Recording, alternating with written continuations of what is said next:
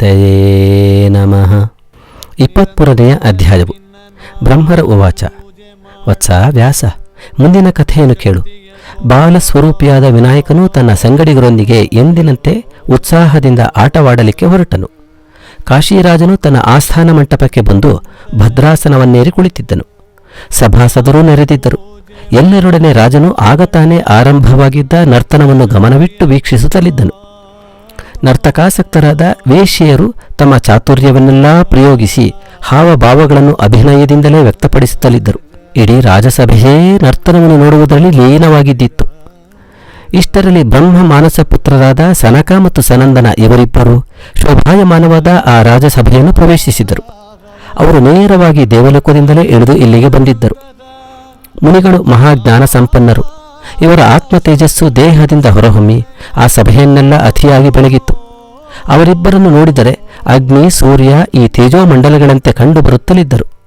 ಇವರನ್ನು ನೋಡಿದೊಡನೆಯೇ ರಾಜನು ತನ್ನ ಆಸನದಿಂದ ಗಡಿಬಿಡಿಯಿಂದ ಮೇಲೆದ್ದು ನಿಂತನು. ಆಸ್ಥಾನದ ಮಹಾದ್ವಾರದವರೆಗೂ ನಡೆದು ಹೋಗಿ ಅವರನ್ನೆದುರುಗೊಂಡನು. ಋಷಿವರ್ಯರ ಪಾದಕಮಲಗಳ ಮೇಲೆ ತನ್ನ ಶಿರಸ್ಸನ್ನಿಟ್ಟು ಸಾಷ್ಟಾಂಗಪೂರ್ವಕವಾಗಿ ನಮಸ್ಕಾರವನ್ನು ಮಾಡಿ ತನ್ನ ಅಪಾರ ಗೌರವಾದರಗಳನ್ನು ವ್ಯಕ್ತಪಡಿಸಿದನು. ಅನಂತರ ಮೇಲೆದ್ದು ಕೈಗಳನ್ನು ಜೋಡಿಸಿಕೊಂಡು ನಿಂತು ವಿನಯದಿಂದ ಅವರನ್ನು ಕುರಿತು ಹೀಗೆ ಮಾತನಾಡಿದನು.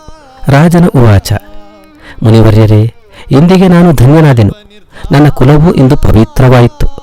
ನನ್ನ ರಾಜ್ಯ, ಕೋಶಗಳು, ಅರ್ಜಿಸಿದ ವಿದ್ಯೆ ಹಾಗೂ ಉಪಾಸನ, ಈ ದೇಹ, ಪತ್ನಿ, ಪುತ್ರಾದಿ ಸಕಲ ಪರಿವಾರವು ಇಂದಿಗೆ ತಮ್ಮ ಸಂದರ್ಶನದಿಂದ ಸಾರ್ಥಕವಾದುದು. ಬ್ರಹ್ಮರ ಉವಾಚ. ಹೀಗೆ ಹೇಳಿ ಗೌರವಾರ್ಥವಾಗಿ ಅವರಿಗೆ ಹಸ್ತ ಲಾಘವವನ್ನಿತ್ತು ಒಳಗೆ ಕರೆದು ತಂದನು. ಅಲಂಕೃತವಾಗಿದ್ದ ತನ್ನ ಸಿಂಹಾಸನದಲ್ಲಿ ಅವರನ್ನು ಕುಳ್ಳಿರಿಸಿದನು. ಕೂಡಲೇ ಪೂಜಾ ಸಾಮಗ್ರಿಗಳನ್ನು ಸಿದ್ಧಪಡಿಸಿಕೊಂಡು ಷೋಡಶೋಪಚಾರಗಳೊಡನೆ ಅವರನ್ನು ಭಕ್ತಿಯಿಂದ ಪೂಜಿಸಿದನು. ಮತ್ತು ಅವರ ಪಾದಗಳನ್ನು ತನ್ನ ಮೃದುಲ ಕರತಲಗಳಿಂದ ಮೆಲ್ಲ ಮೆಲ್ಲನೆ ಒತ್ತುವುದು, ಸುಗಂಧ ಬೀರುವ ಬೀಸಣಿಗೆಗಳಿಂದ ತನುವಾಗಿ ಬೀಸುವುದು, ಈ ಬಗೆಯ ಉಪಚಾರಗಳನ್ನು ಮಾಡುತ್ತಾ ಅವರು ವಿಶ್ರಾಂತಿಯನ್ನು ಹೊಂದುವಂತೆ ಮಾಡಿದನು. ರಾಜನು ಮತ್ತೆ ಮತ್ತೆ ಅವರಿಗೆ ಭಕ್ತಿಯಿಂದ ನಮಸ್ಕರಿಸಿದನು. ಅವರ ಆಗಮನಕ್ಕೆ ಕಾರಣವನ್ನೂ ಕೇಳಿ ತಿಳಿಯಬೇಕೆಂದು ಕುತೂಹಲ ಉಂಟಾಗಲು ಅವರನ್ನು ಕುರಿತು ಹೀಗೆಂದು ಮಾತನಾಡಿದನು. ರಾಜನ ಉವಾಚ. ಮಹಾತ್ಮರೇ, ತಮಗೆ ಬೇಸರವಾಗದಿದ್ದರೆ ತಮ್ಮೊಡನೆ ಮಾತನಾಡಬೇಕೆಂದಿರುವೆನು. ತಾವು ಸರ್ವದಾ ತಪೋನಿರತರು, ವಿವಿಧಿಷಾ ಸನ್ಯಾಸ ಧರ್ಮವನ್ನು ಅವಲಂಬಿಸಿದವರು, ಧರಿಸಬೇಕಾದ ದಂಡ ಕಮಲಗಳನ್ನೂ ಸಹ ತ್ಯಜಿಸಿದ ಪರಮ ನಿಸ್ಪೃಹರು. ಇಂತಹ ತಮಗೆ ಸಾಧಿಸಬೇಕಾದ ಕಾರ್ಯಗಳಾವುದಾದರೂ ಇದ್ದಾವೆಯೇ? ಇದನ್ನು ನಾನು ಬಲ್ಲೆ. ಆದರೂ ನನ್ನ ಚಾಪಲ್ಯಕ್ಕಾಗಿ ಪ್ರಶ್ನಿಸುತ್ತಿರುವೆನು. ಇದನ್ನು ಔದ್ದತ್ಯವೆಂದು ಮಾತ್ರ ದಯಮಾಡಿ ಭಾವಿಸಬಾರದು. ನನ್ನ ತಪಸ್ಸು, ರಾಜ್ಯಕೋಶಗಳು, ಕುಲಶೀಲಗಳು ಇವೆಲ್ಲ ಸಾರ್ಥಕಗೊಳ್ಳಬೇಕಾಗಿರುವುದರಿಂದ ಯಾವುದಾದರೊಂದು ಸೇವಾ ಕಾರ್ಯವನ್ನು ನನಗೆ ನೇಮಿಸಿ ನನ್ನನ್ನು ಉದ್ಧಾರ ಮಾಡಬೇಕೆಂದು ವಿನಯದಿಂದ ಬೇಡುತ್ತೇನೆ. ಮುನಿಗಳ ಉವಾಚ. ರಾಜನ್, ನಿನ್ನ ವಿನಯಕ್ಕಾಗಿ ಬಹಳ ಸಂತೋಷವಾಗಿದೆ. ನಿನ್ನ ಮನೆಯಲ್ಲಿ ಪರಮಾತ್ಮನಾದ ವಿನಾಯಕನು ನೆಲೆಸಿರುವನಂತೆ. ಅವನು ಪರಿಪೂರ್ಣ ಕಾಮನು ಮತ್ತು ಪರಬ್ರಹ್ಮ ಸ್ವರೂಪನು. ಜಗತ್ತಿಗೆ ತನ್ನ ಲೀಲಾ ವಿನೋದಗಳನ್ನು ತೋರ್ಪಡಿಸಿ ತನ್ಮೂಲಕ ದುಷ್ಟ ಶಿಕ್ಷಣ, ಶಿಷ್ಟ ಪರಿಪಾಲನೆಗಳನ್ನು ಮಾಡುವುದಕ್ಕಾಗಿ ಅವತರಿಸಿರತಕ್ಕ ಮಹಾತ್ಮನು. ಭೂಭಾರ ಹರಣಾರ್ಥವಾಗಿ ಕಶ್ಯಪ ಬ್ರಹ್ಮನಿಗೆ ಸುಪುತ್ರನಾಗಿ ಜನಿಸಿರುವನು. ನಿನ್ನ ಮನೆಯಲ್ಲೋ ಅವನು ಅನೇಕ ಚಮತ್ಕಾರಗಳನ್ನು ತೋರಿಸಿರುವನೆಂದು ಕೇಳಿದೆವು. ಅವನ ಅತ್ಯದ್ಭುತ ಪರಾಕ್ರಮಕ್ಕೆ ಯಾವುದೂ ಎದುರಿಲ್ಲ. ಅವನ ಅವದಾನವನ್ನು ಕಣ್ಣಾರೆ ಕಂಡು ಅವನ ಪಾದಕಮಲಗಳಿಗೆ ಬಂಧಿಸುವುದಕ್ಕಾಗಿಯೇ ನಾವಿಬ್ಬರೂ ಧಾವಿಸಿ ಇಲ್ಲಿಗೆ ಬಂದಿರುವೆವು. ವಿಚಾರ ಮಾಡಿದರೆ ನಮಗೆ ವಿಷಯಕವಾದ ಆಶೆ ಎಂಬುದೇ ಉದಯಿಸುವುದಿಲ್ಲ. ಮೇಲಾಗಿ ನಾವು ವಾಸಿಸುತ್ತಿರುವ ಸ್ಥಳ ದೇವೇಂದ್ರನ ಅರಮನೆ. ಅವನ ಮನೆಯಲ್ಲಿ ಭೋಗವಸ್ತುಗಳಿಗೆ ಕೊರತೆಯುಂಟೇನು? ಅಂಗಳದಲ್ಲಿಯೇ ಕಲ್ಪವೃಕ್ಷವಿದೆ, ಹಿತ್ತಲುಗಡೆ ಕಾಮಧೇನುವಿದೆ. ಹೀಗಿರುವಾಗ ಅವನಾಗಲಿ ಅಥವಾ ಅವರನ್ನಾಶ್ರಯಿಸಿ ವಾಸಿಸುವ ನಮ್ಮಂತಹವರಿಗಾಗಲಿ ಭೋಗವಸ್ತುಗಳನ್ನು ಮತ್ತೆ ಯಾರಿಂದಲಾದರೂ ಬೇಡಬೇಕಾದ ಪ್ರಮೇಯವಿದೆಯೇನು? ಎಂದೆಂದಿಗೂ ಇಲ್ಲ. ದೇವನನ್ನು ವಂದಿಸುವಂತಹ ಇದೊಂದು ಕಾರ್ಯವಿರದಿದ್ದರೆ ನಾವೆಂದಿಗೂ ಇಂದ್ರನ ಅರಮನೆಯನ್ನು ಬಿಟ್ಟು ಬರುತ್ತಿರಲಿಲ್ಲ. ದೇವನ ಪಾದ ಕಮಲಗಳನ್ನೊಮ್ಮೆ ವಂದಿಸಿ ಪುನಃ ನಮ್ಮ ಸ್ಥಳಕ್ಕೆ ನಾವು ಹೋಗುವೆವು. ಇಷ್ಟೇ ಹೊರತು ನಮಗೆ ಮತ್ಯಾವ ಅಭಿಲಾಷೆಯೂ ಇಲ್ಲ. ನೀನು ಸಂಕೋಚ ಪಡಬೇಡ. ಬ್ರಹ್ಮರ ಉವಾಚ. ಸನಕ ಸನಂದರು ಆಡಿದ ಈ ನುಡಿಗಳನ್ನು ಅಲ್ಲಿಯೇ ಅಂಗಳದತ್ತ ಆಡುತ್ತಲಿದ್ದ ಭಗವಾನ್ ವಿನಾಯಕನೂ ಕೇಳಿದನು. ಮುನಿಗಳಾಡಿದ ವರ್ಣನೆಯ ಮಾತುಗಳನ್ನು ಪರಿಶೀಲಿಸಿ ಅದರ ಸಾರವನ್ನು ತೂಗಿ ನೋಡಿದನು. ಇವರೇನೋ ಜೀವನ್ಮುಕ್ತರೇ ನಿಜ. ಇವರ ದಾಢ್ಯವು ಎಷ್ಟರ ಮಟ್ಟಿಗಿದೆಯೋ ಅದನ್ನು ಪರೀಕ್ಷಿಸಿಯೇ ಬಿಡೋಣ. ಇವರು ಮಾಯೆಯ ಆವರಣ ಶಕ್ತಿಯನ್ನೇನೋ ಮೀರಿ ನಿಂತಿದ್ದಾರೆ. ಇವರಿಗೆ ಸ್ಥೂಲ ಸೂಕ್ಷ್ಮ ಶರೀರಗಳ ಸಂಪರ್ಕವು ಅದ್ಯಾಪಿ ಇರುವುದರಿಂದ ವಿಕ್ಷೇಪ ಶಕ್ತಿಗೆ ಮರಳಾಗದೆ ಇರಲಾರರು. ಒಮ್ಮೆ ನೋಡಿಯೇ ಬಿಡಬೇಕೆಂದು ಆಲೋಚಿಸಿ ಬಾಲಕರೊಡನೆ ಆಡುವುದನ್ನು ಅಷ್ಟಕ್ಕೇ ಬಿಟ್ಟು ವಿಚಿತ್ರ ಶಕ್ತಿಯುಳ್ಳ ತನ್ನ ಮಾಯೆಯ ಜಾಲವನ್ನು ಅವರೆಲ್ಲರ ಮೇಲೂ ಬೀರಿ ತನ್ನ ಎರಡೂ ಕೈಗಳಲ್ಲಿ ಮುಸುರೆಯ ಕಜ್ಜಾಯ ಮೋದಕ ಇವನ್ನು ಧರಿಸಿದವನಂತೆಯೂ ಅದನ್ನು ಎಂಜಲು ಮಾಡುತ್ತಾ ಕಚ್ಚಿ ತಿನ್ನುತ್ತಿರುವವನಂತೆಯೂ ತೋರಿಬಂದನು.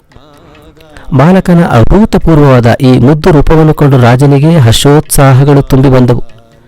ರಾಜನು ಮೃದುವಾಗಿ ನಗುತ್ತಾ ಸನಕ ಸನಂದರಿಗೆ ಈ ಬಾಲಕನನ್ನು ನಿರ್ದೇಶಿಸಿ ತೋರಿಸುತ್ತಾ ಹೀಗೆಂದು ನುಡಿದರು. ರಾಜರ ಉವಾಚ: ಮುನಿವರ್ಯರೇ, ಯಾರ ದರ್ಶನಕ್ಕೋಸ್ಕರ ನೀವು ಇಷ್ಟು ಉತ್ಸುಕರಾಗಿ ಇಲ್ಲಿಯವರೆಗೆ ದಯಮಾಡಿಸಿರುವಿರೋ ಇದೋ ಇವನೇ ಇಲ್ಲಿಗೆ ಬಂದಿರುವನು. ಅವನಿಗೆ ಪಾದವಂದನೆಯನ್ನು ಮಾಡಬೇಕೆಂಬ ಅಭಿಪ್ರಾಯವನ್ನು ತಾವು ಸೂಚಿಸಿದ್ದೀರಿ. ತಮ್ಮ ಅಭಿಲಾಷೆಯನ್ನು ಪ್ರಕೃತ ಯಥೇಷ್ಟವಾಗಿ ನೆರವೇರಿಸಬಹುದಾಗಿದೆ. ಬ್ರಹ್ಮರ ಉವಾಚ: ರಾಜನಾಡಿದುದನ್ನು ಕೇಳಿದೊಡನೆಯೇ ಮುನಿಗಳಿರುವರು ಬಾಲಕನ ಕಡೆಗೆ ತಿರುಗಿ ನೋಡಿದರು. ಅವರಿಗೆ ಕರುಳು ಕಿವಿಚಿದಂತಾಗಲು ತಮ್ಮಲ್ಲೇ ಹೀಗೆಂದು ಮಾತನಾಡಿಕೊಂಡರು. ಋಷಿಗಳ ಉವಾಚ: ಮುನಿ ಕುಲಾವತಂಸನಾದ ಮಹಾತ್ಮ ಕಶ್ಯಪನಂತಹವನ ಹೊಟ್ಟೆಯಲ್ಲಿ ಇಂತಹ ದುರಾಚಾರ್ಯದ ಮಗನು ಹುಟ್ಟಿ ಅವನನ್ನು ಕುಲಗೆಡಿಸಿಬಿಟ್ಟನು. ಇವನನ್ನು ದೇವನೆಂದು ತಿಳಿದು ನಾವು ಇಲ್ಲಿಯವರೆಗೂ ಬಂದದ್ದು ಅಷ್ಟೇನು ಸಮಂಜಸವಾದಂತೆ ತೋರುಬರುವುದಿಲ್ಲವಲ್ಲವೇ? ಇವನಿಗೆ ಮಡಿ, ಮೈಲಿಗೆ, ಎಂಜಲು, ಮುಸರೆ ಮೊದಲಾದ ಶಿಷ್ಟ ಜನರ ಸಂಪ್ರದಾಯಗಳ ಪರಿಜ್ಞಾನವೇ ಇದ್ದಂತೆ ತೋರುವುದಿಲ್ಲ. ಯಾವುದನ್ನು ತಿನ್ನಬಹುದು ಮತ್ತು ಯಾವುದನ್ನು ತಿನ್ನಬಾರದು ಎಂಬ ನಿಯಮಗಳಿಗೆ ಇವನು ಬಾಹ್ಯನಾಗಿರುವನೆಂಬುದು ಇವನನ್ನು ನೋಡಿದ ಮೇಲೆ ಸ್ಪಷ್ಟವಾಯಿತು. ಜನರು ವರ್ಣಿಸಿದ ರೀತಿಯನ್ನು ನೋಡಿ ಇವನನ್ನು ಭೂಭಾರ ಹರಣಕ್ಕಾಗಿ ಅವತಾರವನ್ನೆತ್ತಿದ ಪರಮಾತ್ಮನೆಂದು, ಇವನ ದರ್ಶನ ಪಾದ ವಂದನೆಗಳಿಂದ ನಾವು ಪುನೀತರಾಗುವವರೆಂದು ಗ್ರಹಿಸಿದುದು ಭ್ರಮೆಯಾಗಿ ಹೋಯಿತಲ್ಲ. ಇವನನ್ನು ನೋಡಿದರಾಗಲಿ ಅಥವಾ ಮುಟ್ಟಿದವರಾಗಲಿ ಪುಣ್ಯ ಬರುವುದಿರಲಿ, ನಮಗೆ ದೋಷವೂ ಉಂಟಾಗುವುದರಲ್ಲಿ ಯಾವ ಸಂಶಯವೂ ಇರುವುದಿಲ್ಲ. ಜನ್ಮಗಳಲ್ಲಿ ಅತ್ಯುತ್ತಮವೆನಿಸಿದ ಬ್ರಾಹ್ಮಣರ ಕುಲದಲ್ಲಿ ಇವನು ಜನಿಸಿರುವನು. ಇವನ ತಂದೆಯೋ ಪರಮವಿಷ್ಟನಾದ ಶ್ರೋತ್ರಿಯನು. ಮೇಲಾಗಿ ಇವನಿಗೆ ಉಪನಯನ ಸಂಸ್ಕಾರ ಬೇರೆ ಆಗಿದೆ. ಇರುವ ತನ್ನ ಬ್ರಹ್ಮಚರ್ಯಾಶ್ರಮದ ಧರ್ಮಗಳಾದ ಕರ್ಮಾನುಷ್ಠಾನ ವೇದಾಧ್ಯಯನ ಇವನ್ನು ಮೂಲೆಗೊತ್ತಿ ಕ್ಷತ್ರಿಯನ ಮನೆಯಲ್ಲಿ ವಾಸಿಸುತ್ತಾ ಭೋಗ ಸೌಖ್ಯವನ್ನು ಅನುಭವಿಸುತ್ತಿದ್ದಾನೆ. ನಾವು ನಮ್ಮ ಧರ್ಮವನ್ನು ಎಳ್ಳಷ್ಟೂ ಸಹ ಕಡಿಮೆ ಮಾಡದೆ ಎಲ್ಲಿ ಲೋಪ ಬಂದಿತ್ತೋ ಎಂದು ಹೆದರಿ ಇರುವವರು. ಇಂತಹ ನಾವು ಪ್ರಾತ್ಯವಾದ ಇವನನ್ನು ಸಂದರ್ಶಿಸಿ ಪಡೆಯಬೇಕಾಗಿರುವ ಪ್ರಯೋಜನವಾದರೂ ಯಾವುದಿದೆ? ಬ್ರಹ್ಮರ ಉವಾಚ: ರಾಜನ ಸಮೀಪದಲ್ಲೇ ಇದ್ದ ವರಸಿದ್ಧಿ ವಿನಾಯಕನು ಸನಕ ಸನಂದರು ಪರಸ್ಪರವಾಗಿ ಆಡಿಕೊಂಡ ತನ್ನ ವಿಷಯದ ಮಾತುಗಳನ್ನೆಲ್ಲ ಕೇಳಿದನು. ತಪೋ ಮಹಿಮೆಯಿಂದ ಅತೀಂದ್ರಿಯ ವಸ್ತುಗಳನ್ನೆಲ್ಲ ಕರತಲಾಮಲಕದಂತೆ ನೋಡುವಂತಹ ಶಕ್ತಿಯನ್ನು ಪಡೆದವರು ಸನಕ ಸನಂದರು. ಹೀಗಿದ್ದರೂ ಮಾಯೆಯ ವಿಕ್ಷೇಪ ಶಕ್ತಿಗೆ ಭ್ರಮಿಸಿ ಹೋಗಿ ನನ್ನನ್ನು ತತ್ವತಃ ತಿಳಿದವರಾಗಿದ್ದಾರೆ. ಹೇಗಾದರೂ ಮಾಡಿ ಇವರಿಗೆ ತಿಳುವಳಿಕೆಯನ್ನು ತಂದುಕೊಡಬೇಕು ಎಂದು ನಿಶ್ಚಯಿಸಿ ಅವರ ಮೇಲೆ ಮತ್ತಷ್ಟು ತನ್ನ ಮಾಯಾ ಪ್ರಭಾವವನ್ನು ಬೀರಿದನು ಮತ್ತು ಅವರನ್ನು ಕುರಿತು ಗಂಭೀರವಾಗಿ ಹೀಗೆ ನುಡಿದನು. ವಾಗದೀಶ್ವರನಾದ ಸಾಕ್ಷಾತ್ ಬೃಹಸ್ಪತಿಯೇ ಮಾತನಾಡುವಷ್ಟು ಸುಸ್ಪಷ್ಟವಾಗಿಯೂ ಅರ್ಥಗರ್ಭಿತವಾಗಿಯೂ ಮಾತನಾಡಿದನು. ಗಜಾನನನ ಉವಾಚ: ಮುನಿಗಳೇ, ಬ್ರಹ್ಮ ಮಾನಸ ಪುತ್ರರಾದ ನಿಮ್ಮನ್ನು ಪರಮಜ್ಞಾನಿಗಳೆಂದು ಎಲ್ಲರೂ ಹೊಗಳುತ್ತಾರೆ. ನಿಮ್ಮ ಈ ಕುತ್ಸಿತ ಭಾವನೆಗಳನ್ನು ನೋಡಿದರೆ ಜನಗಾಡುವುದು ಸುಳ್ಳೋ ಅಥವಾ ವಸ್ತುತಃ ನಿಮಗಿದ್ದ ಜ್ಞಾನವೆಲ್ಲವೂ ಮಂಕು ಹಿಡಿದು ಹೋಗಿದೆಯೋ ಯಾವುದೂ ನನಗಂತೂ ಗೊತ್ತಾಗಲೊಲ್ಲದು. ಇನ್ನು ಈ ಮೆಟ್ಟಿಲಿನಲ್ಲೇ ಇರುವ ನೀವು ನಿಮಗೆ ದೊರೆತ ಸ್ವರ್ಗ ಭೋಗಗಳ ಅನುಭವವನ್ನು ಬಿಟ್ಟು ಯಾವ ಪರಮ ಪುರುಷಾರ್ಥವನ್ನು ಸಾಧಿಸುವ ಸಲುವಾಗಿ ಇಲ್ಲಿಗೆ ಬಂದಿರುವಿರಿ? ನೀವು ಇಲ್ಲಿಗೆ ಬಂದದ್ದನ್ನು ನೋಡಿದರೆ ನಿಮಗೂ ಪ್ರಾಕೃತ ಜನರಿಗೂ ಯಾವ ವ್ಯತ್ಯಾಸವೂ ಇದ್ದಂತೆ ತೋರುವುದಿಲ್ಲ. ಬ್ರಹ್ಮರ ಉವಾಚ: ಬಾಲಕನಾಡಿದ ಕಟೂಕ್ತಿಗಳನ್ನು ಕೇಳಿ ಆ ಮುನಿಗಳ ಮನಸ್ಸಿಗೆ ಬಹಳ ಕೆಡುಕನಿಸಿತ್ತು. ಎಷ್ಟು ನಿಷ್ಠುರವಾಗಿ ನುಡಿದನು ಎಂದೂ ಅವರಿಗನಿಸಿರಬಹುದು.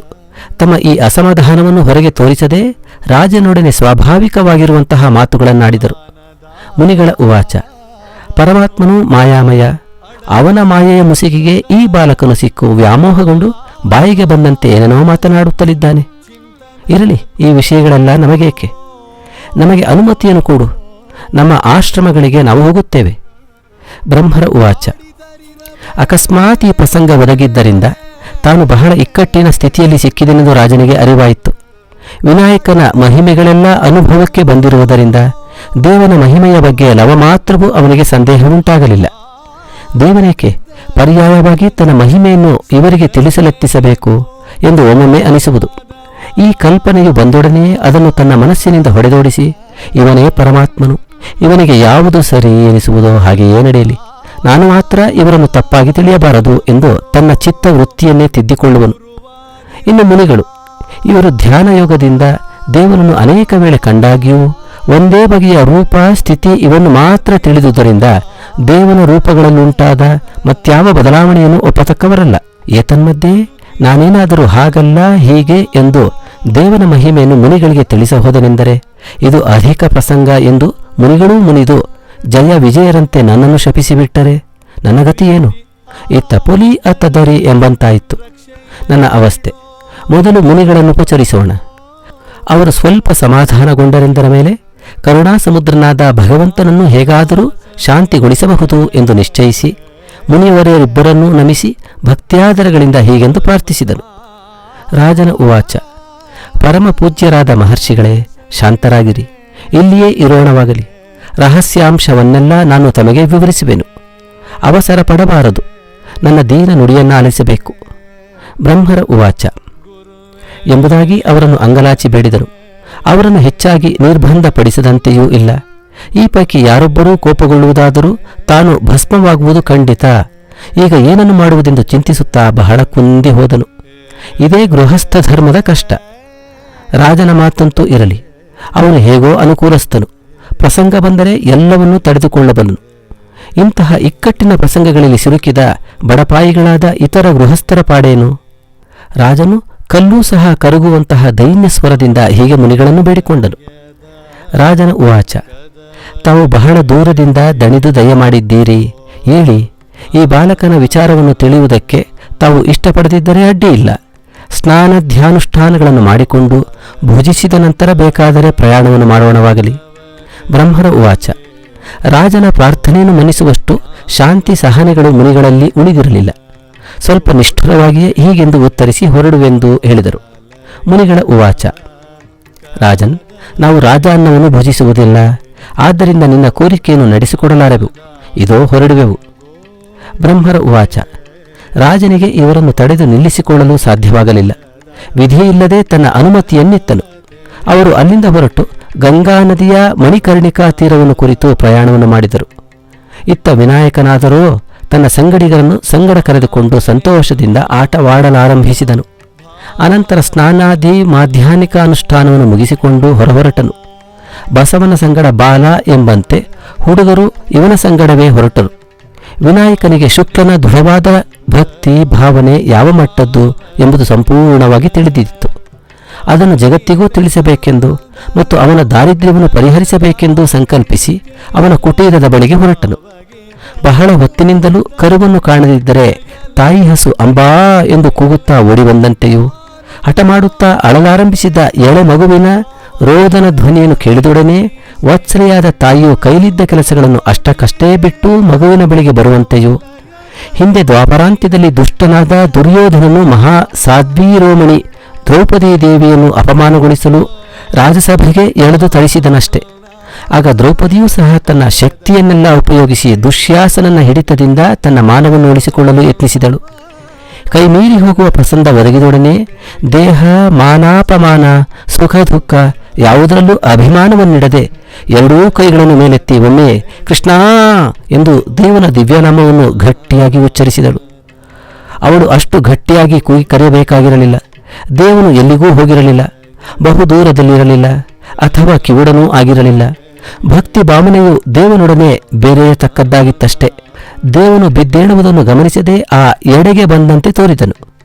ಅದರಂತೆ ಪ್ರಕೃತ ಶುಕ್ಲನ ತನ್ಮಯತೆಗೆ ಮಾರುಹೋದ ವಿನಾಯಕನು ಅವನ ಕುಟೀರಕ್ಕೆ ಧಾವಿಸಿ ಬಂದನು. ದೇವನು ಬಂದದ್ದನ್ನು ನೋಡಿ ಆ ದಂಪತಿಗಳು ಹರ್ಷಪರವಶರಾದರು. ದೇವನ ಪಾದಗಳ ಮೇಲೆ ಒಮ್ಮೆಲೆ ಬಿದ್ದು ಬಿಟ್ಟರು. ಆನಂದಾಷ್ಟಗಳು ಅವರ ಕಣ್ಗಳಿಂದ ಕೋಡಿಯಾಗಿ ಹರಿದವು.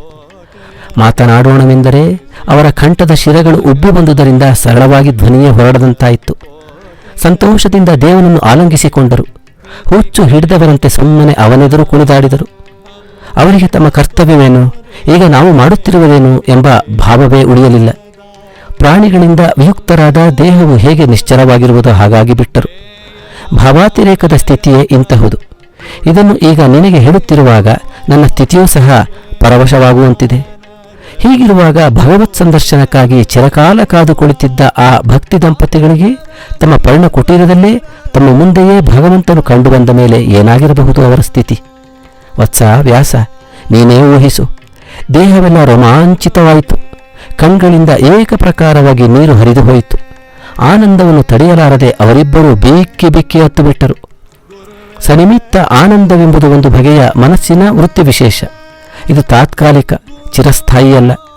ಈ ವೃತ್ತಿ ಉದಯಿಸಿದಾಗ ವೃತ್ಯಂತರವು ಹುಟ್ಟುವುದರೊಳಗೆ ಪ್ರಾರಬ್ಧ ಕರ್ಮವು ಮುಗಿದು ಹೋಗಿಬಿಟ್ಟರೆ ಈ ಅವಸ್ಥೆಯೇ ಅನ್ಯಸೂತವಾಗಿದ್ದು ಭಾವ ಸಮಾಧಿಗ್ರಸ್ತರನ್ನು ಅಖಂಡವಾದ ಆನಂದದಲ್ಲಿ ಒಂದಾಗಿಸಿ ಬಿಡುವುದು. ಇವರ ಪ್ರಾರಬ್ಧ ಕರ್ಮವಿನ್ನೂ ಮುಗಿದಿಲ್ಲವಂತೆ ತೋರುತ್ತದೆ. ಆದುದರಿಂದ ಒಂದು ಮುಹೂರ್ತ ಕಳೆದೊಡನೆ ಉಕ್ಕಿ ಬಂದ ಆನಂದವು ಇಳಿಯಿತು. ಪ್ರಪಂಚದ ಭಾನ ಮೆಲ್ಲ ಮೆಲ್ಲನೆ ಬರಲಾರಂಭಿಸಿತು. ಸಹಸ್ರಾರು ಜನ್ಮಗಳಲ್ಲಿ ಅಭ್ಯಸ್ತವಾದ ರೂಢಮೂಲವಾದ ನಾನು ನನ್ನದು ಎಂಬ ಭಾವನೆಗಳು ಛಾಯಾತ್ಮಕವಾಗಿಯೇ ಆಗಲಿ ಮೂಡಿದೊಡನೆ ತಮ್ಮ ಕರ್ತವ್ಯದ ಸ್ಮರಣೆಯುಂಟಾಯಿತು. ಕೂಡಲೇ ಪೂರ್ಣವಾಗಿ ಎಚ್ಚೆತ್ತು ಬಿಟ್ಟರು. ಭಕ್ತ ಭಗವಂತ ಎಂಬ ಅಂತರಜ್ಞಾನವು ನಿಶ್ಚಲವಾದ ಕೂಡಲೇ ಶುಕ್ಲನು ಭಗವಂತನ ಪಾದ ಕಮಲಗಳಿಗೆ ನಮಸ್ಕರಿಸಿದನು. ವಿದ್ರುಮೆಯು ಮಟ್ಟಿಗೆ ಇನ್ನೂ ಪೂರ್ಣವಾಗಿ ಶುದ್ಧಿಯು ಮೇಲೆ ಬಂದಿರಲಿಲ್ಲ. ಶುಕ್ಲನು ದೇವನನ್ನು ಕುರಿತು ಹೀಗೆಂದು ನುಡಿದನು. ಶುಕ್ಲರ ಉವಾಚ: ಭಗವನ್ ಜಗದೀಶ್ವರ, ಜಗವು ನಿನ್ನನ್ನು ದೀನ ಅನಾಥ ಮೊದಲಾದವರಿಗೆ ಬಂಧು ಎಂದು ಕರೆಯುತ್ತಾರೆ. ದೇವ, ಇದೇ ನಿನ್ನ ಧವಳ ಕೀರ್ತಿ. ಇದು 3 ಲೋಕಗಳಲ್ಲೂ ಪ್ರಖ್ಯಾತಿಯನ್ನು ಪಡೆದಿದೆ. ಎಂತೆಂತಹ ಪಾಪಗಳಿದ್ದರೂ ಅವೆಲ್ಲವನ್ನೂ ನಿಮಿಷ ಮಾತ್ರದಲ್ಲಿ ಪರಿಹರಿಸತಕ್ಕದ್ದು. ಪರಮ ಪಾವನವಾದ ನಾಮ ನಿನ್ನದು. ನಿನ್ನ ಚರಣ ಕಮಲಗಳನ್ನು ನಮಗೆ ಸಂದರ್ಶನ ಮಾಡಿಸಿ ನಮ್ಮ ಜನ್ಮಗಳನ್ನು ದೇವ ಪವಿತ್ರಗೊಳಿಸಿದೆ. ಅರಮನೆಯಂತಹ ಭವ್ಯ ಮಂದಿರಗಳಲ್ಲಿ ವಾಸಿಸುವ ಪರಮ ಭಾಗ್ಯವನ್ನು ಪಡೆದ ಪುಣ್ಯಾತ್ಮರನೇಕರು ನಿನ್ನನ್ನು ಅರ್ಚಿಸಿ ತಮ್ಮ ತಮ್ಮ ಜನ್ಮಗಳ ಸಾರ್ಥಕಗೊಳಿಸಿಕೊಳ್ಳಲು ಕಾದು ಕುಳಿತಾದ್ದಾಗಿಯೂ ಭಗವನ್, ನೀನು ಆ ಪೈಕಿ ಯಾರೊಬ್ಬರ ಮನೆಗೂ ಹೋಗದೆ ಶುಷ್ಕವಾದ ಈ ಪರ್ಣಶಾಲೆಗೆ ಬಂದಿರುವೆ. ಇದರಿಂದಲೇ ನಿನ್ನ ಭಕ್ತ ವತ್ಸಲತೆಯು ಸ್ಪಷ್ಟಪಡುವುದು. ಇದಕ್ಕೆ ಮತ್ಯಾವ ನಿದರ್ಶನವೂ ಬೇಕಾಗಿರುವುದಿಲ್ಲ. ನನ್ನ ಇಡೀ ವಂಶ, ಜನ್ಮ, ಜ್ಞಾನ, ತಪಸ್ಸು ಮತ್ತು ಇಷ್ಟು ಸುದೀರ್ಘ ಕಾಲದ ನನ್ನ ಬದುಕು ಇವೆಲ್ಲವೂ ಧನ್ಯತಮವೆನಿಸಿದವು. ಬ್ರಹ್ಮರ ಉವಾಚ: ದೇವನು ಇವನ ಕುಟೀರಕ್ಕೆ ಬಂದ ಬಳಿಕ ಅಲ್ಲಿದ್ದ ಒಂದು ದರ್ಭಾಸನದಲ್ಲಿ ಮಂಡಿಸಿದ್ದನು. ಅಂತಹ ಜಗದೀಶ್ವರನ ಪಾದ ಕಮಲಗಳನ್ನು ಶುಕ್ಲನು ಶುದ್ಧೋದಕದಿಂದ ತೊಳೆದು ತೀರ್ಥವನ್ನು ತಲೆಯ ಮೇಲೆ ಪ್ರೋಕ್ಷಿಸಿಕೊಂಡನು. ಷೋಡಶೋಪಚಾರಗಳನ್ನು ಮನಸಾ ಕಲ್ಪಿಸಿಕೊಂಡು ವಿಧಿಗನುಸಾರವಾಗಿ ಪೂಜಿಸಿದನು. ಗಂಧ, ಅಕ್ಷತೆ, ಪುಷ್ಪಮಾಲಿಕೆ, ಧೂಪ, ದೀಪ, ದೂರ್ವಾಂಕುರಗಳು, ಶಮೀದಳ ಮತ್ತು ಕೇದಗಿಯ ಸುಮನೋಹರ ತೈಲ ಇವೆಲ್ಲವನ್ನೂ ಭಕ್ತಿಯಿಂದ ಸಮರ್ಪಿಸಿದನು. ಆದರೆ ಆಹಾರವನ್ನು ನಿವೇದಿಸುವ ಸಂದರ್ಭ ಒದಗಿದಾಗ ತನ್ನ ದುಸ್ತುತಿಯು ಸ್ಮೃತಿ ಪಟ್ಟಣಕ್ಕೆ ಬಂದು ಪ್ರಾಣಗಳೇ ಹಾರಿ ಹೋದಷ್ಟು ಸಂಕಟವಾದಂತಾಯಿತು. ಮಾಡುತ್ತಾನೇನು, ಕಡುಬಡವ, ಇರುವುದೇ ಅಂತಹದ್ದು, ಅದೂ ಅತ್ಯಲ್ಪ. ನಾನು ಎಂದೂ ಯಾವುದನ್ನೂ ದೇವನಿಗೆ ಮರೆಮಾಚಿದವನಲ್ಲ. ನನ್ನ ಬಂಡವಾಳವೆಲ್ಲವೂ ಭಗವಂತನಿಗೆ ತಿಳಿದೇ ಇದೆ. ಇದ್ದುದನ್ನು ಇದ್ದಂತೆಯೇ ಸಮರ್ಪಿಸಲು ನಾನೇಕೆ ಸಂಕೋಚ ಪಡಬೇಕು ಎಂಬ ನಿರ್ಮಲ ಭಾವವೇ ಅವನನ್ನು ಪ್ರತಿಯೊಂದು ಉದ್ಯಮದಲ್ಲೂ ಹುರಿದುಂಬಿಸುತ್ತಲಿದ್ದಿತ್ತು. ಇದ್ದ ಸ್ವಲ್ಪ ಆಹಾರವನ್ನೇ ದೇವನೆದುರಿಗೆ ವಿಶ್ವಾಸದಿಂದ ಇರಿಸಿದನು. ಅರಣ್ಯದಲ್ಲಿ ದೊರೆಯುವ ಅಂತಿಂತಹ ಹಣ್ಣುಗಳನ್ನು ಆಹಾರದೊಡನೆ ದೇವನಿಗೆ ಸಮರ್ಪಿಸಿದ್ದನು. ಮಂತ್ರಪೂತವಾದ ಪುಷ್ಪಾಂಜಲಿಯನ್ನು ಸಮರ್ಪಿಸಿ ದೇವನಿಗೆ ಸಾಷ್ಟಾಂಗವೆರಗಿದನು. ಎಲ್ಲ ಕಾರಕೆಗಳನ್ನು ಯಂತ್ರದಂತೆ ನಡೆಸಿದವನಾದರೂ ಮಾನಸಿಕ ಸಂಕೋಚ ಬೇರೆ ಕಡಿಮೆಯಾಗಲಿಲ್ಲ. ನಮ್ರ ಭಾವದಿಂದ ದೇವನೆದುರಿಗೆ ನಿಂತು ನಿರ್ವಂಚನೆಯಿಂದ ಇದ್ದುದೆಲ್ಲವನ್ನೂ ದೇವನೆದುರಿಗೆ ಇಟ್ಟುಬಿಟ್ಟಿದ್ದೇನೆ. ಈ ಕದನ್ನವನ್ನು ಭುಂಜಿಸೆಂದು ದೇವನಿಗೆ ಹೇಗೆ ಹೇಳುವುದು ಎಂಬ ಬಗೆಯ ಹರಿಯಲಾಗದಂಥ ಚಿಂತೆಗೊಳಗಾಗಿ ನಿಂತನು. ಸರ್ವಭೂತಾಂತರ್ಯಾಮಿಯೂ ಸರ್ವಜ್ಞನಾದ ವಿನಾಯಕನಿಗೆ ಇದು ತಿಳಿಯದಿರುವುದೇ? ಒಡನೆಯೇ ತಿಳಿದು ಹೋಯಿತು. ಆಗ ದೇವನೇ ಮೌನವನ್ನು ಮುರಿದು ಹೀಗೆಂದು ಮಾತನಾಡಿದನು. ವಿನಾಯಕನ ಉವಾಚ: ತಾಯೇ ವಿದ್ರುಮೆ, ನಿಮ್ಮ ಮನೆಯಲ್ಲಿ ಎಂತಹ ನನ್ನ ಪ್ರಕೃತ ಸಿದ್ಧವಾಗಿರುವುದೋ ಅದನ್ನೇ ನನಗೆ ಬಡಿಸು. ಅದು ಇದು ಎನಬೇಡ. ಅದು ಮೃಷ್ಟಾನ್ನವಾಗಿರಲಿ ಅಥವಾ ಕದನ್ನವೇ ಆಗಿರಲಿ, ಇರುವುದನ್ನು ಭಕ್ತಿಯಿಂದ ಬಡಿಸಿದರೆ ಅಷ್ಟೇ ಸಾಕು. ಕದನ್ನವೇ ಅಮೃತಕ್ಕಿಂತಲೂ ಅತ್ಯಧಿಕವೆಂದು ನನ್ನ ಭಾವನೆ. ಪಂಚಭಕ್ಷ್ಯ ಪರಮಾನ್ನವೇ ಆಗಿರಲಿ, ಅದನ್ನು ಡಂಭ ಅಥವಾ ಅಶ್ರದ್ಧೆಗಳೊಡನೆ ಕೊಟ್ಟರೆ ಅದು ವಿಷಕ್ಕಿಂತಲೂ ಕನಿಷ್ಠವೇ ಸರಿ. ಬ್ರಹ್ಮರ ಉವಾಚ: ದೇವರ ಒತ್ತಾಯವು ಬಲವಾಗಲೂ ವಿಧಿಯಿಲ್ಲದೆ ಅನೇಕ ಧಾನ್ಯಗಳ ನುಚ್ಚಿನಿಂದ ಸಿದ್ಧಪಡಿಸಿದ ಅಂಬಲಿಯಂತಹ ರೊಟ್ಟಿ ಮತ್ತು ಅನ್ನವನ್ನೇ ದೇವನಿಗೆ ಸಮರ್ಪಿಸಿದಳು.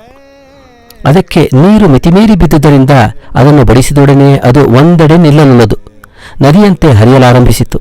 ಪಾಕ ಸಾಧನಗಳ ಅಭಾವದಿಂದ ಆ ಅನ್ನ ರೊಟ್ಟಿಗಳು ಕೆಲವು ಕಡೆ ಬೆಂದೇ ಇರಲಿಲ್ಲ, ಕೆಲವು ಕಡೆ ಒಣಗಿ ಹೋದಂತೆಯೂ ಆಗಿದ್ದವು. ಅದನ್ನು ದೇವನೆದುರಿಗೆ ಇಟ್ಟ ಬಳಿಕ ಮುನಿಪತ್ನಿಗೆ ಆದ ಸಂಕೋಚಕ್ಕೆ ಮತಿಯೇ ಉಳಿಯಲಿಲ್ಲ. ತಲೆ ತಗ್ಗಿಸಿ ನಿಂತು ಬಿಟ್ಟಳು. ಗಮಟು ಹಿಡಿದ ಎಣ್ಣೆಯನ್ನು ಅಭಿಘಾರ ಸ್ಥಾನದಲ್ಲಿ ಆ ಅನ್ನದ ಮೇಲೆ ಹಾಕಿದ್ದರಿಂದ ನೋಡಿದ ಕೂಡಲೇ ಓಕರಿಕೆ ಬರುವಂತಿತ್ತು. ಈ ಎಲ್ಲ ಹರುಕು ಮುರುಕು ಪೂಜೆಯನ್ನು ನೋಡಿ ದೇವನ ಸಂಗಡ ಬಂದಿದ್ದ ಹುಡುಗರು ಇದೆಂತಹ ಭೋಜನ ಸಮಾರಂಭವಾಗಿರಬಹುದು, ಈ ದಿವ್ಯ ಔತಣಕ್ಕಾಗಿ ಆಸೆಪಟ್ಟು ವಿನಾಯಕನು ಇಲ್ಲಿಗೆ ಬಂದಿದ್ದಾನೆ. ಮಿತ್ರನೇ, ನಡೆಯಲಿ, ನಮಗಂತೂ ಹಸಿವಿಲ್ಲ. ಇಷ್ಟೇ ಅಲ್ಲ, ಈ ಆಹಾರ ವಸ್ತುಗಳನ್ನು ನೋಡಿದ ಬಳಿಕವಂತೂ ಈ ಜನ್ಮದಲ್ಲಿ ಪುನಃ ಹಸಿವಾಗುವಂತೆಯೇ ಇಲ್ಲ ಎಂದು ಚೇಷ್ಟೆ ಮಾಡುತ್ತಾ ಗಟ್ಟಿಯಾಗಿ ನಗಲಾರಂಭಿಸಿದರು. ಬಾಲಕರ ಕುಚೋದ್ಯ, ಮುನಿದಂಪತಿಗಳ ಬಡತನದ ಅಸಹಾಯ ಸ್ಥಿತಿ ಇದನ್ನು ನೋಡಿ ದೇವನೂ ಸಹ ಸ್ವಲ್ಪ ಕೆರಳಿದಂತನವನಾದನು. ಭಗವಂತನು ಭಕ್ತರಿಗುಂಟಾಗುವ ಭಂಗವನ್ನು ಎಂದೆಂದಿಗೂ ಸಹಿಸಲಾರನು. ಪರಿಪಕ್ವವಾದ ಭಕ್ಷ್ಯಗಳನ್ನು ರುಚಿರುಚಿಯಾಗಿ ತಿನ್ನುವಂತೆ ಆ ಕದನ್ನವನ್ನೇ ಗಬಗಬನೆ ತಿನ್ನಲಾರಂಭಿಸಿದನು. ಆ ಅನ್ನವು ನೀರಸವಾಗಿದ್ದುದರಿಂದ ಗಂಟಲಿನ ಒಳಕ್ಕೆ ಇಳಿಯುವಾಗ ಹಿಡಿದಂತಾಗಿ ಬಹಳ ಹಿಂಸೆಯಾಗುತ್ತಲಿದ್ದಿತ್ತು. ಆಗ ಒಂದೊಂದು ತುತ್ತಿಗೂ ಸ್ವಲ್ಪ ಸ್ವಲ್ಪ ನೀರನ್ನು ಕುಡಿಯುತ್ತಾ ಆ ಅನ್ನವನ್ನು ಅಗಿದಗಿದು ತಿಂದನು. ದೇವನು ಎಲೆಯಲ್ಲಿರುವುದನ್ನೆಲ್ಲ ಮುಗಿಸಿದ ಮೇಲೆ ಮುನಿಯು ಉಳಿದಿದ್ದ ಅನ್ನವನ್ನೆಲ್ಲ ಬಾಲಕನ ಎಲೆಗೆ ಪುನಃ ಬಡಿಸಿದನು. ಅನ್ನವು ಬೀಳುವಾಗ ಆ ಪಾತ್ರೆಯ ಅಡಿಯಲ್ಲಿ ನಿಂತಿದ್ದ ಒಂದು ಬಗೆಯ ಅಂಬಲಿಯೂ ಅದರೊಡನೆ ಬಿದ್ದಿತು. ಆ ಅಂಬಲಿಯು ಕೇವಲ ಗಟ್ಟಿಯಾಗಿರದೆ ನೀರಾಗಿಯೇ ಇದ್ದುದರಿಂದ ಅದು ದಿಕ್ಕು ವಿದಿಕ್ಕುಗಳಿಗೂ ಪ್ರವಾಹದಂತೆ ಪ್ರವಹಿಸಲಾರಂಭಿಸಿತು. ಇದನ್ನು ತಡೆಗಟ್ಟಲು ಬಾಲಕನ ರೂಪದಿಂದಿದ್ದ ದೇವನಿಗೆ ಸಾಧ್ಯವಾಗಿರಲಿಲ್ಲ. ಒಡನೆಯೇ ವಿನಾಯಕನು 10 ಭುಜಗಳಿಂದ ಮಂಡಿತವಾದ ಬೃಹದಾಕಾರವನ್ನು ತೆಗೆದುಕೊಂಡು ತನ್ನ 10 ಕೈಗಳಿಂದಲೂ ಆ ಅನ್ನವನ್ನು ಭುಜಿಸಲಾರಂಭಿಸಿದನು. ಈ ಅದ್ಭುತವನ್ನು ನೋಡಿ ಜನರೆಲ್ಲರೂ ಆಶ್ಚರ್ಯಚಕಿತರಾದರು. ಅಜ್ಞಾನಿಗಳಾದ ಇತರ ಕುಹಕಿಗಳು ಇದನ್ನು ಒಂದು ಬಗೆಯ ವಿನೋದವೆಂದು ಗ್ರಹಿಸಿ ಚಪ್ಪಾಳೆಯನ್ನು ಕೊತ್ತಾ ಗಹಗಹಿಸಿ ನಗತೊಡಗಿದರು. ಇದಾವ ಬಗೆಯ ಪಾಕಚಾತುರವಿರಬಹುದೋ ಕಾಣವೆಲ್ಲ. ಮೊಣಕಾಲು ಮಟ್ಟದಷ್ಟು ನೀರು ಹಾಕಿ ಬೇಯಿಸಿದ ಈ ಆಹಾರವು ಯಾವ ತರಹದ ರುಚಿಯುಳ್ಳದ್ದಾಗಿರಬಹುದೋ ಜಗದೀಶ್ವರನೇ ಬಲ್ಲ ಎಂದು ಜನರು ಆಡಿಕೊಳ್ಳಲಾರಂಭಿಸಿದರು. ವಿನಾಯಕನು ತನ್ನ 10 ಕೈಗಳಿಂದ ಸತತವಾಗಿ ಸುರಿದುಕೊಳ್ಳುವುದನ್ನು ನೋಡಿ ಸುತ್ತಲೂ ಇದ್ದ ಹುಡುಗರಿಗೆ ಚಪಲತನ ಹುಟ್ಟಿತು. ನಾಲಿಗೆಗೆ ಸ್ವಲ್ಪ ತಗುಲಿಸಿ ನೋಡಿದರು. ಅಮೃತಪಾಯವಾಗಿದ್ದಿತ್ತು. ಕೇಳಬೇಕೇ, ವಿನಾಯಕನಿಗಿಂತಲೂ ಬೇಗನೆ ಈ ಬಾಲಕರು ಅದನ್ನು ಊಟ ಮಾಡತೊಡಗಿದರು. ರುಚಿಯಾದ ಖೀರಿನಂತೆ ಆ ಕದನ್ನವು ಅವರಿಗೆ ತೋರಿತು. ಯಾವ ಯಾವ ಬಾಲಕನು ವಿನಾಯಕನ ಸಂಗಡ ಅವನನ್ನು ಭುಜಿಸಿದರೋ ಅವನವನು ದೇವತೆಗಳಂತೆ ದಿವ್ಯ ರೂಪವಾಗಿ ವಿರಾಜಿಸಿದನು. ಅತಿ ಕುರೂಪಿಗಳಾಗಿದ್ದ ಬಾಲಕರೂ ಸಹ ವಿನಾಯಕೊಡನೆ ಈ ಕದನ್ನವನ್ನು ತಿಂದ ಮಾತ್ರದಿಂದಲೇ ತೇಜೋವಂತರಾದದ್ದನ್ನು ಕಂಡು ತಮಗೆ ಈ ಭಾಗ್ಯ ದೊರೆಯಲಿಲ್ಲವಲ್ಲ ಎಂದು ಬಹಳವಾಗಿ ಪರಿತಪಿಸಿದರು. ಇವರೆಲ್ಲರೂ ಮುನಿ ದಂಪತಿಗಳತ್ತ ಆತಿಥ್ಯವನ್ನು ಈ ಮೊದಲು ಹೀಯಾಳಿಸಿ ಕೈತಟ್ಟಿ ಹಲ್ಲು ಕಿರಿದು ನಕ್ಕ ಕುಹುಕಿಗಳು. ಇತ್ತ ವಿನಾಯಕನು ಎಲ್ಲಿ ಎಂಬ ಬಗ್ಗೆ ನಗರದಲ್ಲಿ ದೊಡ್ಡ ಕೋಲಾಹಲವೇ ಎದ್ದಿತ್ತು. ಎಲ್ಲರನ್ನೂ ಅವನನ್ನು ಹುಡುಕುವರೆ. ಇಷ್ಟರಲ್ಲಿ ವಿನಾಯಕನು ಇರುವ ಸ್ಥಳವನ್ನು ಅರಿತಿದ್ದ ಕೆಲವರು ಬಂದು, ಪ್ರಜೆಗಳ ಉವಾಚ, ನೀವು ವಿನಾಯಕನನ್ನು ಇಲ್ಲೆಲ್ಲ ಹುಡುಕಿದರೆ ಸಿಗುತ್ತಾನೆಯೇ? ಅಲ್ಲಿ ಹೋಗಿ ನೋಡಿ. ನಿಮ್ಮ ವಿನಾಯಕನು ಬಡ ಹಾರುವ ಆ ಶುಕ್ಲನ ಮನೆಗೆ ಹೋಗಿ ಅವನ ಮನೆಯಲ್ಲಿ ಮುಗ್ಗಲಕ್ಕಿಯ ಅನ್ನವನ್ನು ಯಥೇಷ್ಟವಾಗಿ ಭುಜಿಸುತ್ತಾ ಆನಂದದಿಂದ ಕುಳಿತಿದ್ದಾನೆ. ಆ ಅನ್ನವು ತಿಳಿ ನೀರಿನಂತಿದ್ದು ಜನಗೆ ಹಾಕಿದೊಡನೆ ದಿಗ್ವಿದಿಕ್ಕುಗಳಿಗೆಲ್ಲ ಹರಿದು ಹೋಯಿತು. ಅದನ್ನು 2 ಕೈಗಳಿಂದ ತಡೆಗಟ್ಟಲಾರದೆ 10 ಭುಜಗಳುಳ್ಳ ಭವ್ಯ ರೂಪವನ್ನು ಧರಿಸಿ ಮೃಷ್ಟಾನ್ನದಂತೆ ಅದನ್ನೇ ತಿನ್ನುತ್ತಾ ಕುಳಿತಿದ್ದಾನೆ. ಇವನೊಡನೆ ಇತರ ಬಾಲಕರು ಅದನ್ನೇ ಊಟ ಮಾಡುತ್ತಲಿದ್ದಾರೆ. ಅರ್ಧ ಬೆಂದ ಆ ಅನ್ನದಿಂದ ಮಕ್ಕಳ ಮೇಲೆ ಯಾವ ಪರಿಣಾಮವಾಗಬಹುದೋ ತಿಳಿಯದಾಗಿದೆ. ಮುಂದೆ ಏನು ಗತಿ? ಬ್ರಹ್ಮರ ಉವಾಚ ಎಂದರು. ಇತ್ತ ಭೋಜನವು ಮುಗಿದು ಇವರೆಲ್ಲರೂ ಕೈ ಕಾಲುಗಳನ್ನು ತೊಳೆದುಕೊಂಡ ಬಂದ ಬಳಿಕ ಶುಕ್ಲನು ಒಣಗಿ ಹೋದ ಒಂದು ನೆಲ್ಲಿಕಾಯಿಯನ್ನು ತಂದು ದೇವನಿಗೆ ಸಮರ್ಪಿಸಿದನು. ಜಗತ್ತಿಗೆಲ್ಲ ಪ್ರತ್ಯಗಾತ್ಮ ಸ್ವರೂಪನಾದ ಗಜಾನನನು ಬ್ರಾಹ್ಮಣನಿತ್ತ ನೆಲ್ಲಿಕಾಯಿಗಳನ್ನು ಅಡಿಕೆಯ ಸ್ಥಾನದಲ್ಲಿ ಬಾಯಿಗೆ ಹಾಕಿಕೊಂಡನು. ಶುಕ್ಲನ ಏಕಾಗ್ರ ಭಕ್ತಿ, ನಿಸ್ಪೃಹತೆ ಇದಕ್ಕೆ ದೇವನು ಸುಪ್ರಸನ್ನಾದನು ಮತ್ತು ಶುಕ್ಲನನ್ನು ಕುರಿತು ಹೀಗೆಂದು ನುಡಿದನು. ವಿನಾಯಕರ ಉವಾಚ, ಪುಣ್ಯಶೀಲ, ನಿನ್ನ ಶುದ್ಧ ಭಾವಕ್ಕಾಗಿ ನಾನು ಬಹಳ ಸಂತುಷ್ಟನಾಗಿರುವೆನು. ಮಹಾಭಾಗ್ಯಶಾಲಿಯೇ, ನನ್ನಿಂದ ಯಾವ ಯಾವ ವರವನ್ನು ಬೇಡಬೇಕೆಂದು ಬಯಸುವೆಯೋ ಅವನ್ನೆಲ್ಲ ನಿಸ್ಸಂಕೋಚವಾಗಿ ಬೇಡು, ತಡಮಾಡದೆ ಕೊಡುವೆನು. ಶುಕ್ಲರ ಉವಾಚ, ನಗರವಾಸಿಗಳಾದ ಶ್ರೀಮಂತರನೇಕರು ಪ್ರೀತಿಯಿಂದ ನಿನಗೆ ಸಲ್ಲಿಸಬೇಕೆಂದು ಆಹಾರಾದಿ ಪೂಜಾ ಸಾಮಗ್ರಿಗಳನ್ನು ಸಿದ್ಧಪಡಿಸಿಕೊಂಡು ಕಾದು ಕುಳಿತಿದ್ದಾಗಿಯೂ ಅದನ್ನೆಲ್ಲ ತ್ಯಜಿಸಿ ಈ ಕದನ್ನವನ್ನು ಭುಜಿಸುವುದಕ್ಕಾಗಿ ಭಗವನ್ ಬಡವನಾದ ನನ್ನ ಕುಟೀರದವರೆಗೂ ಬಂದಿರುವೆ ಮತ್ತು ನಾನು ಸಮರ್ಪಿಸಿದುದನ್ನು ಪ್ರೀತಿಯಿಂದ ಭುಜಿಸಿರುವೆ. ನಿನ್ನ ದಿವ್ಯ ಮಂಗಲ ಮೂರ್ತಿಯನ್ನು ನನಗೆ ಸಂದರ್ಶಿಸಿದೆ. ಇದೇ ಒಂದು ದೊಡ್ಡ ವರ. ಇದಕ್ಕಿಂತಲೂ ಹೆಚ್ಚಿನದಾದ ಮತ್ತೊಂದು ವರವು ಇಲ್ಲವೇ ಇಲ್ಲ. ಇದ್ದರೂ ನನಗದು ಬೇಕಾಗಿಯೂ ಇಲ್ಲ. ಹೀಗಿರುವಾಗ ಭಗವನ್, ನಾನೇನನ್ನು ಯಾಚಿಸಲಿ? ಆದರೆ ನೀನು ಜಗತ್ಪ್ರಭು ವರವನ್ನು ಬೇಡು ಎಂದು ನೀನು ಅಪ್ಪಣೆ ಮಾಡಿದ ಮೇಲೂ ಅದನ್ನು ಬೇಡದಿದ್ದರೆ ನಿನ್ನ ವಿಷಯದಲ್ಲಿ ನಾನು ಅಪಚಾರವನ್ನು ಮಾಡಿದಂತಾಗುವುದು. ಆದುದರಿಂದ ಯಾಚಿಸುತ್ತೇನೆ, ಲೋಕೇಶ್ವರ, ನನಗೆ ನಿನ್ನಲ್ಲಿ ಅಚಲವಾದ ಭಕ್ತಿಯು ಸರ್ವದಾ ನೆಲೆಸಿರಲಿ. ನನ್ನ ಪ್ರಾರಬ್ಧ ಕರ್ಮ ಭೋಗವು ಮುಗಿದು ದೇಹಾವಸಾನವಾದ ನಂತರ ಪುನರಾವೃತ್ತಿ ಇಲ್ಲದಂತಹ ಶಾಶ್ವತವಾದ ಮುಕ್ತಿಯನ್ನು ಅನುಗ್ರಹಿಸು. ವಿನಾಯಕ, ಸಾಂಸಾರಿಕ ವಿಷಯ ಭೋಗಗಳ ಕಡೆಗೆ ನನ್ನ ಮನಸ್ಸು ಏಕೋ ಆಸಕ್ತವಾಗಲುಲ್ಲದು. ಬ್ರಹ್ಮರ ಉವಾಚ. ನೀನು ಅಪೇಕ್ಷಿಸುವುದೆಲ್ಲವೂ ಸಿದ್ಧಿಸಲಿ ಎಂದು ವರಗಳನ್ನು ಅನುಗ್ರಹಿಸಿ ತನ್ನ ತಾತ್ಕಾಲಿಕ ದಶಭುಜರೂಪವನ್ನು ಮರೆಮಾಡಿ ಮೊದಲಿದ್ದಂತೆಯೇ 2 ತೋಳಿನ ಶಿಶುವಾಗಿ ಮಾರ್ಪಟ್ಟನು. ಕಣ್ಣು ಮುಚ್ಚಿ ತೆಗೆಯುವುದರೊಳಗಾಗಿ ಪೂರ್ವದಲ್ಲಿದ್ದ ಈ ದೃಶ್ಯವೆಲ್ಲ ಬದಲಿಸಿ ಹೋಯಿತು. ಸೂರ್ಯಚಂದ್ರರು ಸ್ವೇಚ್ಛೆಯಾಗಿ ಸಂಚರಿಸುತ್ತಲಿದ್ದ ಶುಕ್ಲನ ಕುಟೀರವು ಇದ್ದಕ್ಕಿದ್ದಂತೆ ಇಂದ್ರನ ಅರಮನೆಗಿಂತಲೂ ಶ್ರೇಷ್ಠವೂ ಸುಂದರವೂ ಆಗಿ ರೂಪುಗೊಂಡಿತು. ಗೋಡೆಗಳೆಲ್ಲ ಸ್ವರ್ಣಮಯವೂ ರತ್ನ ಖಚಿತವೂ ಆಯಿತು. ಕಿಮಲಭ್ಯಂ ಭಗವತಿ ಸುಪ್ರಸನ್ನೇ ಶ್ರೀನಿಕೇತನೆ, ಅಂದರೆ ಐಶ್ವರ್ಯಕ್ಕೆ ಆಶ್ರಯನಾದ ಭಗವಂತನು ಒಲಿದನೆಂದರೆ ಯಾವ ವಸ್ತುವು ದೊರೆಯದೇ ಹೋದಿತ್ತು. ಯಾವದ್ ಭಗವದ್ದರ್ಶನ ಬಡತನ ಬಾಳನ್ನು ಅನುಭವಿಸಿ ಬೆಂಡಾಗಿದ್ದ ಅವರ ದೇಹ, ಒಣಗಿ ಸಂಡಿಗೆಯಂತಿದ್ದ ಅವರ ಮುಖ, ಹಿಂಡಿ ಹೋದ ಅವರ ಹೃದಯ ಎಲ್ಲವೂ ಹುಷ್ಟಪುಷ್ಟವಾದವು. ಆ ದಂಪತಿಗಳಿಗೆ ಪರಸ್ಪರ ಗುರುತು ಸಿಕ್ಕುವುದೇ ಕಷ್ಟವಾಯಿತು. ಒಬ್ಬರನ್ನೊಬ್ಬರು ಮಾತನಾಡಿಸಿ ಬಳಿಕ ತಾವು ತಾವೇ ಎಂಬುದನ್ನು ಖಚಿತ ಮಾಡಿಕೊಳ್ಳಬೇಕಾಗಿ ಬಂದಿತ್ತು.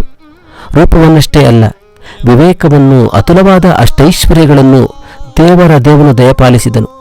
ಬಳಿಕ ಆ ದಂಪತಿಗಳಿಂದ ಬೀಳ್ಗೊಂಡು ತನ್ನ ಸಂಗಡಿಗರಾದ ಬಾಲಕರೊಂದಿಗೆ ಮತ್ತೊಂದು ಕಡೆ ಪ್ರಯಾಣ ಮಾಡಿದನು. ಇಂತೂ ಶ್ರೀ ಗಣೇಶ ಪುರಾಣದ ಉತ್ತರಾಖಂಡದ ಬಾಲಚರಿತ್ರೆಯಲ್ಲಿ ಶುಕ್ಲ ವರದಾನ ಎಂಬಲ್ಲಿಗೆ 23ನೇ ಅಧ್ಯಾಯವು ಸಮಾಪ್ತವಾದುದು.